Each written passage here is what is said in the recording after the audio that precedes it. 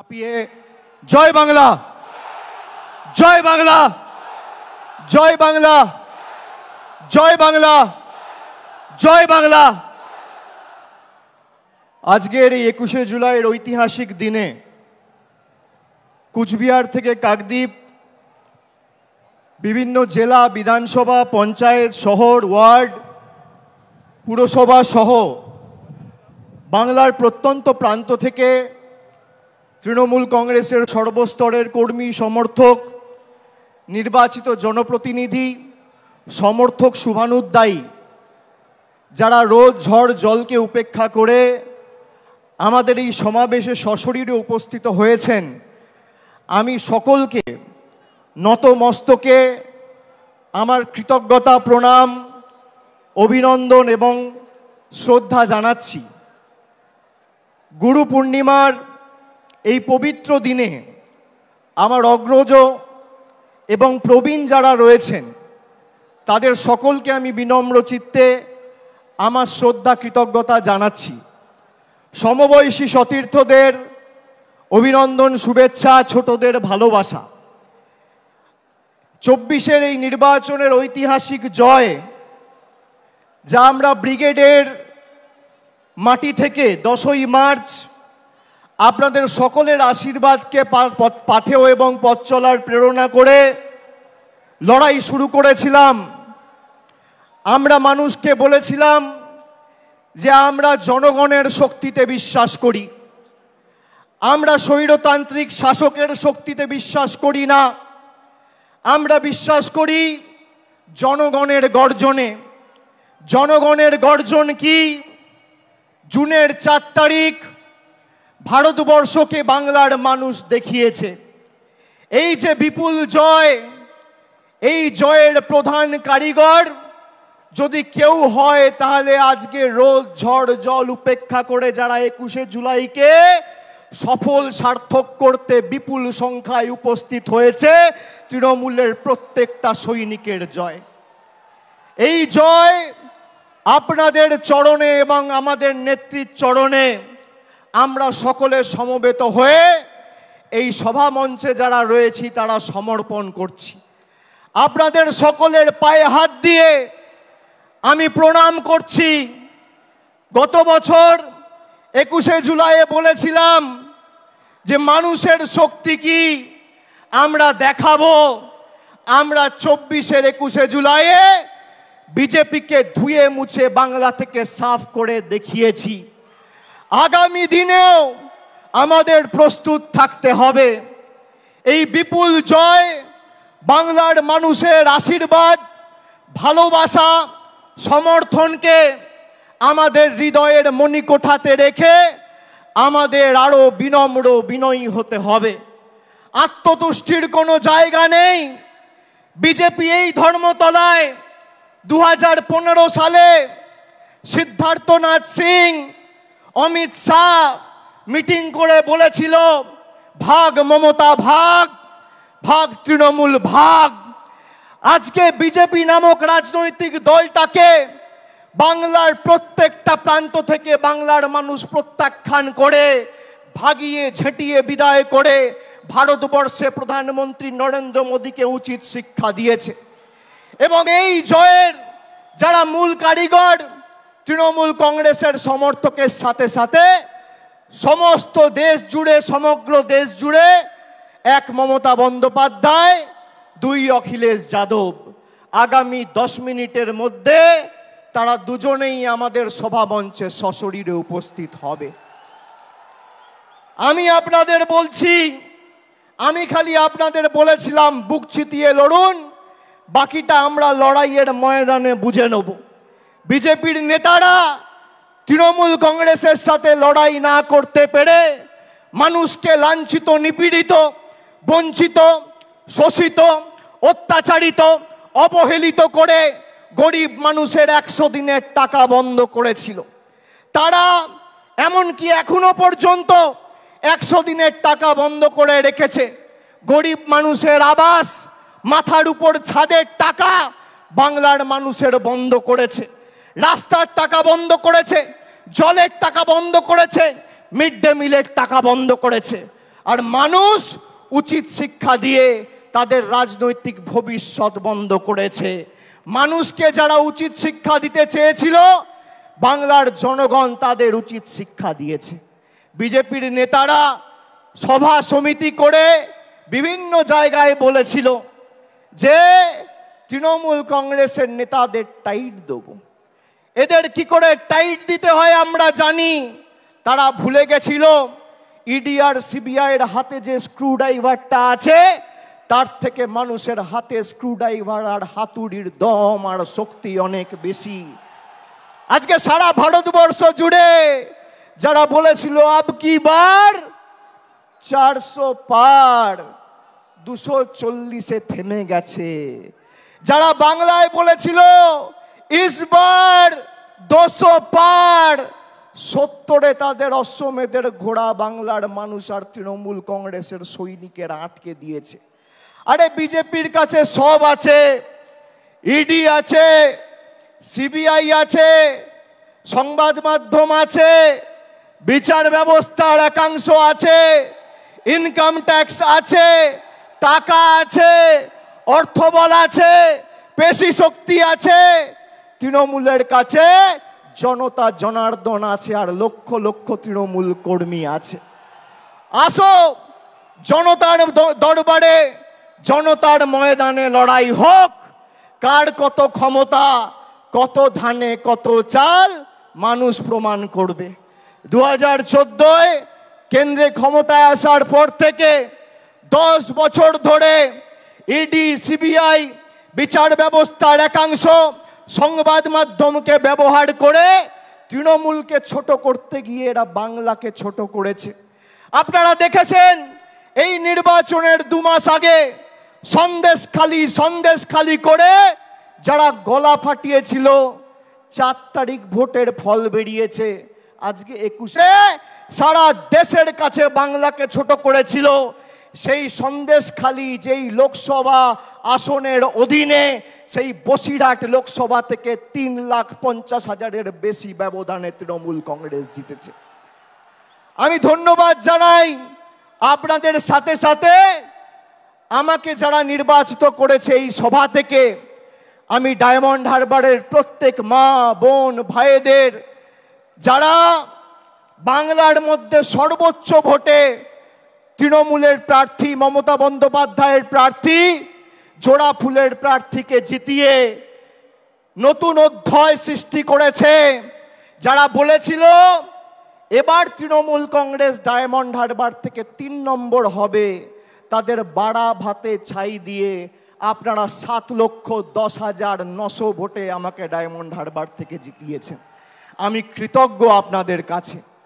আমি আপনাদের বলতে চাই, এই লড়াই থেকে তৃণমূল কংগ্রেস 1 ছটাক জায়গা থেকে সরে আসেনি এবং 1 ইঞ্চি জমি ছাড়বে না। আগামী দিনের লড়াই আরো বৃহত্তর। আমাদের 26-এর জন্য এখন থেকে প্রস্তুতি নিতে হবে। পুরসভায় যারা দায়িত্বে আছেন, পঞ্চায়েতে যারা দায়িত্বে আছেন, তাদের কর্মীদের কথা ভাবতে হবে, নিজের কথা ভাবলে চলবে না। আমি আপনাদের বলছি, আমি বিভিন্ন জায়গায় পর্যালোচনা বৈঠক করতে নির্বাচনের সময় তার আগে গেছি।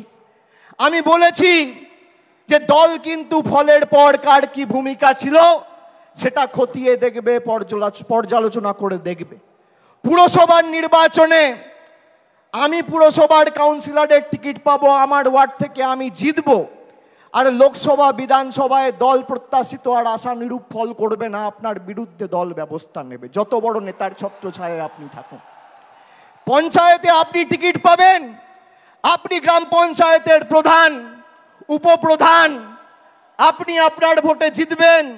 বিধানসভা লোকসভায় আপনি ভাববেন মমতা ব্যানার্জি এসে একটা মিটিং করবে, অভিষেক ব্যানার্জি এসে একটা মিটিং করবে, প্রার্থী জিতবে। গায়ে গতরে আপনি যে পরিশ্রম আপনার নির্বাচনে করেন, সেই পরিশ্রম প্রত্যেকটা নির্বাচনে করতে হবে। তার কারণ এই লড়াই শুধু মমতা বন্দ্যোপাধ্যায়ের আর তৃণমূল সৈনিকদের নয়, এটা বাংলার 10 কোটি মানুষের সম্মানের লড়াই। আর যারা ভাবছে যে আমরা আমাদের নির্বাচনে করব আর পার্টির অন্য নির্বাচনে তো পার্টির মতো বুঝে নেবে। আমি এই যে 1-1.5 মাস কোনো রাজনৈতিক কর্মসূচিতে আপনারা আমাকে দেখেননি, তার কারণ পর্যালোচনার কাজে আমি ব্যস্ত ছিলাম। আগামী 3 মাসের মধ্যে এর ফল আপনারা দেখবেন। 3 মাসের মধ্যে।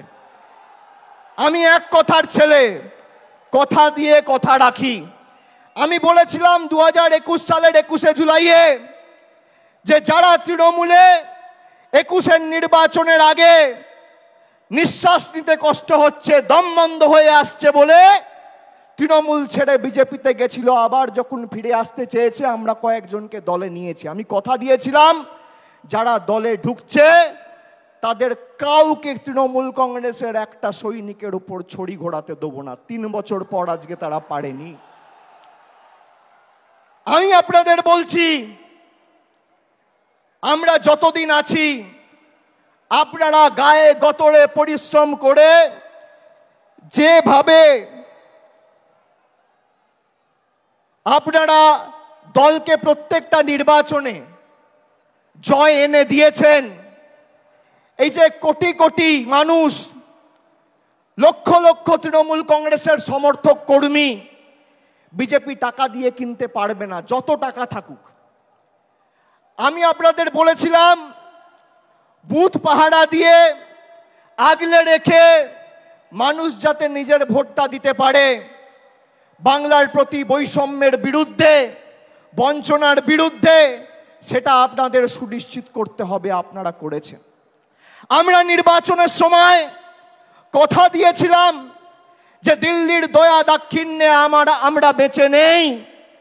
কবে দিল্লি বাড়ির জন্য টাকা দেবে আর বাংলার মানুষ বাড়ির টাকা পাবে, তার জন্য তৃণমূল কংগ্রেস অপেক্ষা করে নেই। এই বছর 31শে ডিসেম্বরের মধ্যে আবাস প্লাসের তালিকায় যাদের নাম রয়েছে আবাস আর আবাস প্লাসে, সবাইকে বাড়ির টাকা আমাদের মামাটি মানুষের পশ্চিমবঙ্গ সরকার পৌঁছে দেবে। আজও একই কথা বলছি, 31শে ডিসেম্বরের আগে আবাস প্লাসের তালিকায় যাদের নাম রয়েছে সবাইকে তৃণমূলের সরকার বাড়ির টাকা পৌঁছে দেবে। আমরা যারা আমাদের ভোট দিয়েছে তাদের জন্য কাজ করতে বদ্ধপরিকর, আর যারা আমাদের বিরুদ্ধে ভোট দিয়েছে তাদের জন্য কাজ করতে বদ্ধপরিকর। এটাই পার্থক্য। আমরা মানব সেবায় বিশ্বাস করি, আমরা ধর্ম বাড়িতে করি, আমরা মসজিদ, মন্দির, গুরুদ্বারায়, বাড়িতে, পুজোস্থানে, ঠাকুরের ঘরে বসে ধর্ম করি। কিন্তু আমরা যখন মানুষের ভোটে নির্বাচিত, আমাদের কোনো ধর্ম নেই, একটাই ধর্ম, মানব ধর্ম, মানুষকে পরিষেবা দেওয়া। এটাই তৃণমূল আর বিজেপির মধ্যে পার্থক্য। যারা ধর্মের উস্কানি দিয়ে রাজনীতি করে, কেন্দ্রীয় তদন্তকারী সংস্থাদের রক্তচক্ষুকে হাতিয়ার করে বাংলার মানুষকে শাস্তি দিতে চেয়েছেন, তৃণমূল কংগ্রেসকে দুর্বল করতে চেয়েছেন, তাদেরকে আমি একটা প্রশ্ন করতে চাই।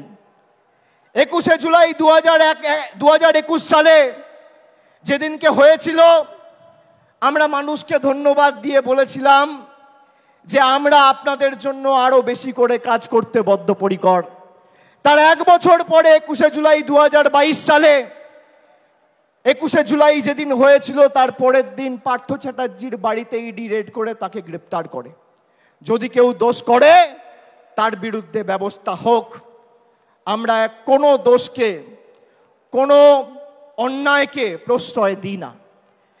কিন্তু এসএসসি কেলেঙ্কারি বা টেট, তথাকথিত এসএসসি বা টেট কেলেঙ্কারির নাম করে যদি পার্থ চ্যাটার্জির বাড়িতে রেড করে ইডি তাকে গ্রেপ্তার করে, তাহলে স্বাধীন ভারতবর্ষের সর্ববৃহৎ কেলেঙ্কারি নিট কেলেঙ্কারি, সেই নিট কেলেঙ্কারিতে প্রশ্নপত্র ফাঁস হওয়ার কারণে ইডি কেন ধর্মেন্দ্র প্রধানের বাড়িতে রেড করে তাকে অ্যারেস্ট করবে না? কেন এই রাজনৈতিক পক্ষপাত, দুষ্ট আচরণ, কেন এই দ্বিচারিতা? আমাদের শপথ নিতে হবে। এবার তো আমরা 29টা আসনে জিতেছি, আর 3টে আসন, একদিকে বালুরঘাট, একদিকে বিষ্ণুপুর, আর একদিকে পুরুলিয়া। 15-16 হাজারের ব্যবধানের নিচে আমরা 3টে আসন হেরেছি।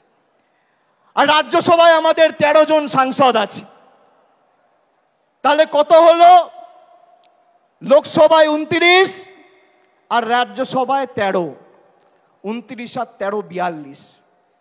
আপনারা গর্বিত হবেন শুনলে, গর্ব অনুভব করবেন। রাজ্যসভা লোকসভা মেলালে ভারতবর্ষের তৃতীয় রাজনৈতিক বৃহত্তর দলের নাম তৃণমূল কংগ্রেস। যারা বলেছিল তৃণমূলকে প্রাক্তন করব, জেলে ঢুকিয়ে দেবো, হাওয়া করে দেবো, সাফ করে দেবো, তারা আজকে নিজেরাই সাফ।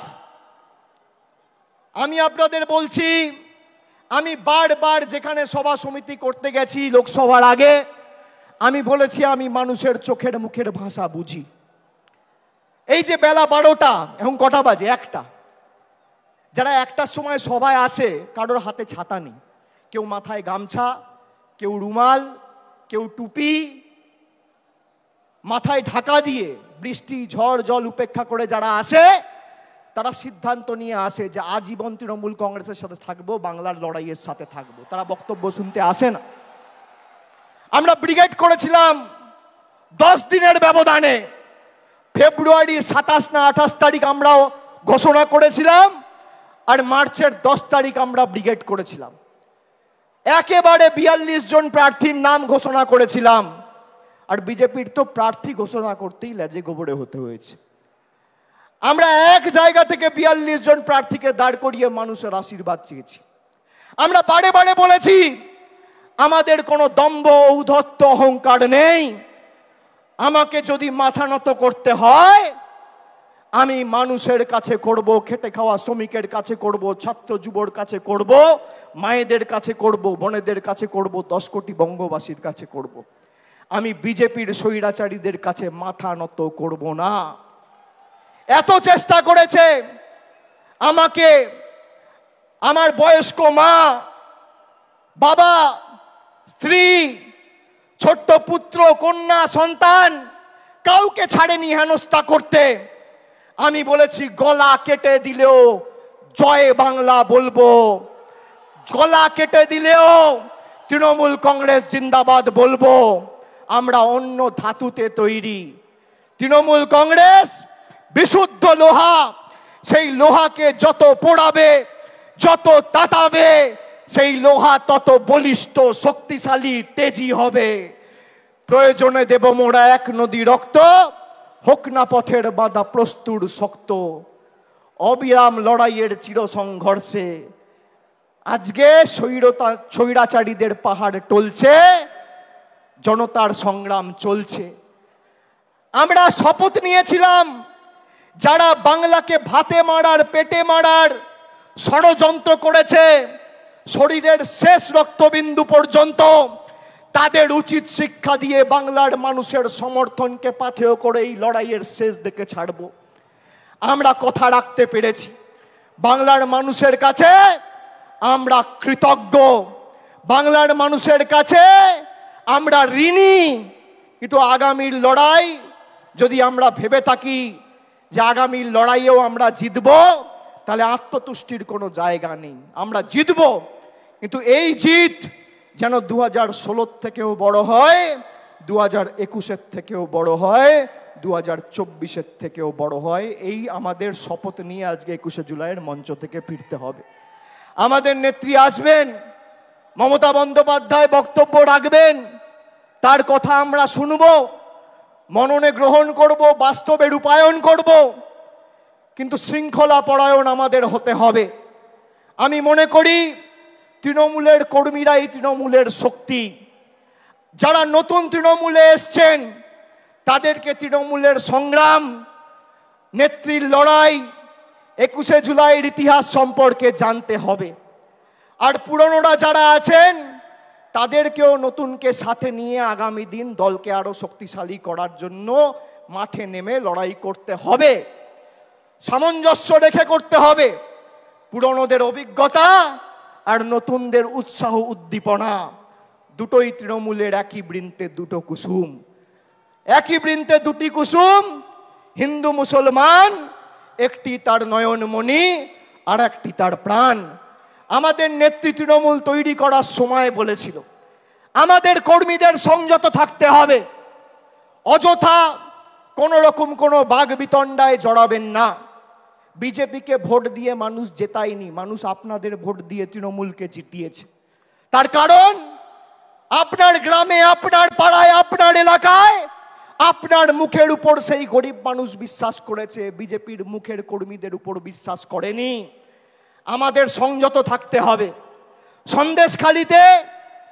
সন্দেশখালী যেভাবে এই চিত্রনাট্যটা সাজিয়ে বাংলাকে ভারতবর্ষের মানুষের কাছে কলুষিত করতে চেয়েছিল, আপনারা দেখেছেন। সন্দেশখালী 2 নম্বর ব্লকের মণ্ডল সভাপতি গঙ্গাধর কয়াল বলেছে যে ভোটের দিন বিজেপির মদের খরচ প্রতি বুথে 5,000 টাকা।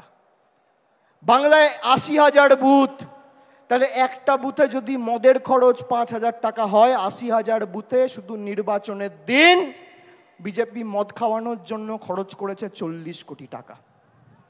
40 কোটি টাকা। আর মমতা বন্দ্যোপাধ্যায় 100 দিনের গরিব মানুষের টাকা, যা নরেন্দ্র মোদীর কেন্দ্রের সরকার বন্ধ করে রেখেছিল, 3,700 কোটি টাকা দিয়ে প্রায় 59 লক্ষ গরিব শ্রমিকের ব্যাংক অ্যাকাউন্টে সরাসরি টাকা পৌঁছে দিয়ে কথা রেখেছে। এটাই পার্থক্য। আমরা গরিব মানুষের বাড়িতে ভাত তুলে দেওয়ার জন্য তাদের পাশে দাঁড়াই, আর বিজেপি দাঙ্গা করে, সাম্প্রদায়িক বিভাজন করে মানুষকে মদ খাওয়ানোর জন্য 40 কোটি টাকা খরচা করে। আপনারা ভাবছেন 40 কোটি টাকার মদ কে খাবে? পাড়ায় গিয়ে, এলাকায় গিয়ে, গ্রামে গিয়ে দেখবেন ডান দিক, বাঁ দিক, সামনে পেছনে তাকালে আপনার এলাকায়, আপনার বুথে, আপনার গ্রামে, আপনার পাড়ায় কোনো ভদ্রলোক, সভ্য লোক বিজেপি করে না। সব মাতাল, মদ, দুর্নীতিগ্রস্ত, চোর, চিটিংবাজ, সব বিজেপি। সেই কারণেই তো মানুষ এদের বর্জন করেছে। আর জনগণের গর্জন কি? ওরা নরেন্দ্র মোদীর গর্জনে বিশ্বাস করেছিল, ওরা ইডির গর্জনে বিশ্বাস করেছিল, ওরা সিবিআইয়ের গর্জনে বিশ্বাস করেছিল, ওরা কেন্দ্রীয় বাহিনীর গর্জনে বিশ্বাস করেছিল, ওরা টাকার গর্জনে বিশ্বাস করেছিল, বিচার ব্যবস্থা, সংবাদ মাধ্যমের গর্জনে বিশ্বাস করেছিল। আমরা গরিব মানুষের গর্জনে বিশ্বাস করেছিলাম। জনগণের গর্জন কি আজকে ভারতীয় জনতা পার্টি বুঝে গেছে। আর আমি আর একবার তৃণমূল কংগ্রেসের সর্বভারতীয় সাধারণ সম্পাদক হিসেবে আপনাদের কথা দিচ্ছি যে যারা এই নির্বাচনে পঞ্চায়েত বা কাউন্সিলর বা মিউনিসিপ্যালিটি চেয়ারম্যান, ভাইস চেয়ারম্যান থেকেও মানুষকে বোঝাতে অক্ষম হয়েছেন, বা তাদের নির্দিষ্ট এলাকা থেকে প্রত্যাশিত বা আশানুরূপ ফল হয়নি, একইভাবে আমরা টাউন সভাপতির বিরুদ্ধেও ব্যবস্থা নেব, মিউনিসিপ্যালিটি চেয়ারম্যানের বিরুদ্ধেও ব্যবস্থা নেব। গ্রাম পঞ্চায়েতের ক্ষেত্রে প্রধানের বিরুদ্ধেও ব্যবস্থা হবে, অঞ্চল সভাপতির বিরুদ্ধেও ব্যবস্থা হবে। কাউকে রেয়াত করা হবে না। একটা কথা আপনাদের দিতে হবে, দেবেন? দেবেন? আমি যে কথাগুলো বললাম গ্রামে ফিরে 10 জনকে বলবেন? বলবেন? আর যেভাবে মাথা নত না করে লড়াই করেছেন, আগামী দিনও মমতা বন্দ্যোপাধ্যায় তৃণমূল কংগ্রেসের জন্য লড়বেন তো? বাংলার স্বার্থে লড়বেন তো? লড়বেন তো? লড়বেন তো? কথা দিচ্ছেন? দুহাত তুলে বলুন, কথা দিচ্ছেন? কথা দিচ্ছেন? কথা দিচ্ছেন? কথা দিচ্ছেন?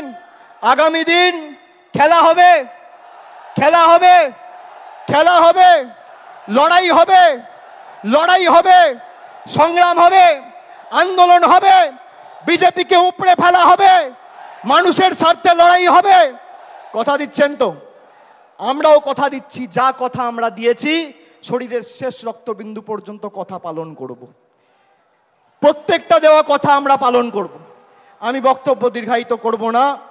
আমাদের নেত্রী বেরিয়ে পড়েছেন, 2-4 মিনিটের মধ্যেই আমাদের সভাস্থলে উপস্থিত হবেন।